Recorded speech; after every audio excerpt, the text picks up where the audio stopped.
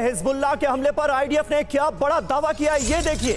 Hezbollah ने फलक 1 missile से इस अटैक को अंजाम दिया है। मजदुल शम्स इलाके में दागी गई है फलक 1 मिसाइल। ये आईडीएफ की तरफ से अब बताया गया है। हमले से जुड़ी तमाम जानकारियां धीरे धीरे करके सामने आ रही हैं। इस हमले में फलक 1 मिसाइल का भी इस्तेमाल किया गया। मजदुल शम्स इलाके को जिस तरह से दहलाने की कोशिश की गई है, उसमें फलक 1 मिसाइल का बड़ा रोल है।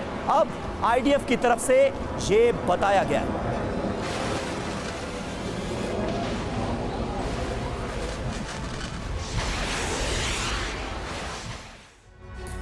तो जिस फलक 1 मिसाइल का जिक्र किया जा रहा है, जिस मिसाइल से इजराइल पर हमला किया गया, उसके बारे में आपको पूरी जानकारी देते हैं। मिसाइल की रेंज कितनी है, इसकी ताकत क्या है, जिसके जरिए दावा है इजराइल का कि इस मिसाइल का इस्तेमाल किया गया फुटबॉल मैच के दौरान हमले को लेकर। फलक 1 मिसाइल 10 किलोमीटर की इसकी रेंज है, यानी 10 किलोमीटर तक अपने टारगेट को यह भेज सकती है।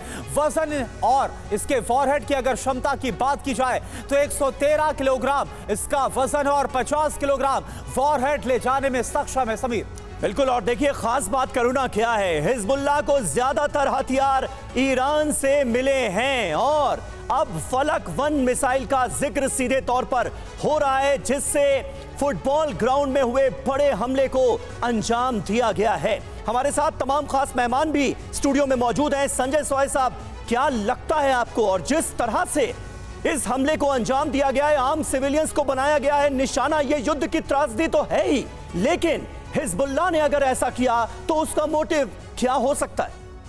बिल्कुल समीर, यहाँ पर सबसे पहले मैं 2 एंगल लूँगा। एक तो सिविलियन एंगल, ह्यूमैनिटी का एंगल, जैसा कि मनीष बता रहे थे। मैं इस चीज़ से बिल्कुल इत्तेफाक रखता हूँ कि चाहे यहाँ पर बच्चे मारे जा रहे हो या पैलेस्टीन के इलाके में, वहाँ पर हॉस्पिटल पे हमले हो जाते, कई बार कैंप पे हमले हो जाते हैं, वहाँ पर भी एक आम आदमी और बच्चे और बीमार लोग मारे जाते हैं। तो वाकई में एक ह्यूमैनिटी का लॉस है, दोनों तरफ से सफ़र हो रहा है। और ये जो हमला है, एक तरफ हिजबुल्लाह मना कर रहा है, मैं ये मानता हूँ कि हमला शायद वहीं से आया होगा, इंटेंडेड ना हो, मिलिट्री टारगेट्स हो, क्योंकि उनके जो रॉकेट्स और मिसाइल है इतना परफेक्ट गाइडेड नहीं है। जो जिस हिसाब से इजराइल की गाइडेड मिसाइल जाती हैं, उनका एक वॉल्यूम पे काम करते, 40 मिसाइल फायर कर दी, 100 रॉकेट फायर कर दिए, 150 रॉकेट फायर कर दिए। अब जनरली वो कोई मिलिट्री टारगेट की तरफ जा रहे हैं। यहाँ पर ये बड़ा अफसोस की बात है कि जो बच्चे मारे गए, लेकिन जो इसका रिस्पॉन्स जो अब देखा जाएगा वो ज़रूरी है, क्योंकि इजराइल का, जैसे अभी हुती ने एक कैजुअल्टी हुई थी, तो इजराइल के बड़े ज़बरदस्त हमले हुए थे यमन के ऊपर। अभी अगर इनके 12 इजरायली नागरिक मारे गए हैं, चाहे वो किसी भी कम्युनिटी के हों, जरूरी नहीं कि यहूदी हों, तो इजराइल का कहना है कि ये हमारे नागरिक हैं, इजरायली हैं, इजराइल के ऊपर हमला है, तो इसका वाकई में जो बदला लिया जाएगा काफ़ी खतरनाक होगा।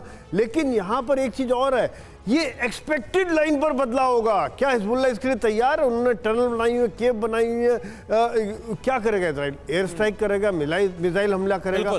चेंज अगर होगा, क्या इजराइल जमीनी हमले के लिए तैयार है? क्या उसके बाद आज इतनी क्षमता है कि वो हिजबुल्लाह के अंदर जाके जमीन पर हमला चालू कर दे?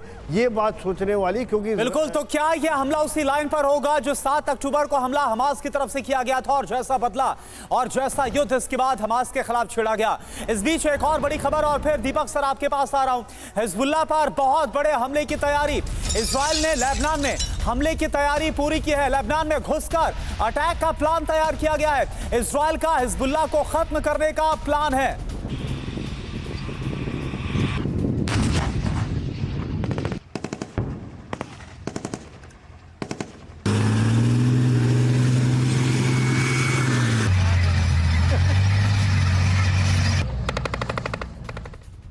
तो देखिए, भले ही हिजबुल्लाह इनकार कर रहा हो कि इस हमले के पीछे उसका हाथ नहीं है, लेकिन शक की सारी सुइयां उसी तरफ घूम चुकी हैं। इजराइल अब करेगा क्या, ये अपने आप में एक बड़ा सवाल है। और इस बीच अहम खबर, अलर्ट पर इजराइल के 2 एयरबेस, इजरायली जेट्स को अलर्ट रहने को कहा गया है।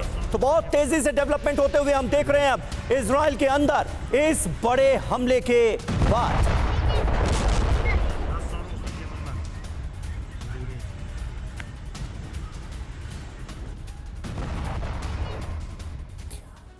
तो हिजबुल्लाह ने हमास के बाद इजराइल को सबसे ज्यादा नुकसान पहुंचाया, इसलिए इजराइल हिजबुल्लाह के खिलाफ बड़े ऑपरेशन की तैयारी कर चुका है। ये आपको बताते हैं कि हिजबुल्लाह ने अभी तक इजराइल पर कितने हमलों को अंजाम दिया। बिग वॉल का सीधा रुख कर रहे हैं और पूरी डिटेल, पूरी इंफॉर्मेशन आपके सामने बिग वॉल के जरिए। 8 अक्टूबर 2023 की अगर बात की जाए तो हिजबुल्लाह का विध्वंसक प्रहार इजराइल के खिलाफ रॉकेट अटैक कितने किए गए हैं?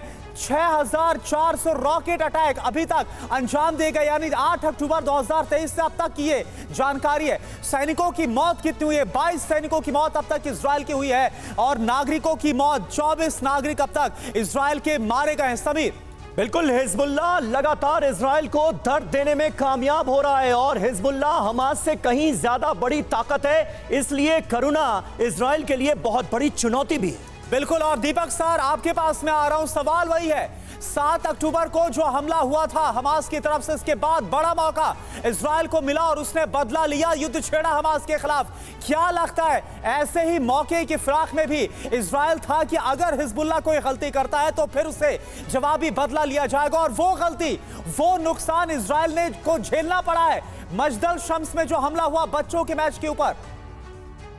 बहुत बहुत धन्यवाद, आपने मौका दिया है सर आपसे सीखने का, और साथ में जो विशेषज्ञ बैठे हैं उनकी जानकारी मुझसे कहीं ज़्यादा। मैं बहुत जल्दी से, गिव मी अ मिनट, ये ड्रूज कम्युनिटी की बात हुई है, मैं तो इनको जानता हूँ, बड़ी सीक्रेटिव कम्युनिटी है। ये लोग मुसलमान नहीं हैं, ये कहते हैं कि इनकी ओरिजिन भारत से है, सनातनी हैं। 3 चीज़ें सर, भगवान एक, नाम अनेक, आत्मा अमर है, आत्मा बार बार जन्म लेती है नए जिस्म में जब तक उसे मोक्ष ना मिले। ये इनके 3 सिद्धांत हैं। तो सर ड्रूज कम्युनिटी तो बहुत सॉलिड है, 10 लाख के आसपास हैं, बट बहुत अच्छी तरह से जंग करते हैं। बच्चों को मारना, सर क्षमा कीजिए, ये मिसाइल रूस से नहीं आया, चीन से नहीं आया, कहीं से नहीं आया, ये हिजबुल्लाह ने फेंका। Sir there is no question about it, क्योंकि वो चाहते हैं कि जितना हम दंगा कर सके, जितना तंग कर सके इजराइल को करेंगे। अब याद रखिए, बेंजामिन नेतन्याहू ने जब यूएस कांग्रेस में स्पीच दी थी, मैं तो रोया था सुन के, जब उन्होंने कहा कि हम रक्षा कर रहे हैं आज़ादी की, फ्रीडम की, अमेरिका की, हमें वो हथियार दो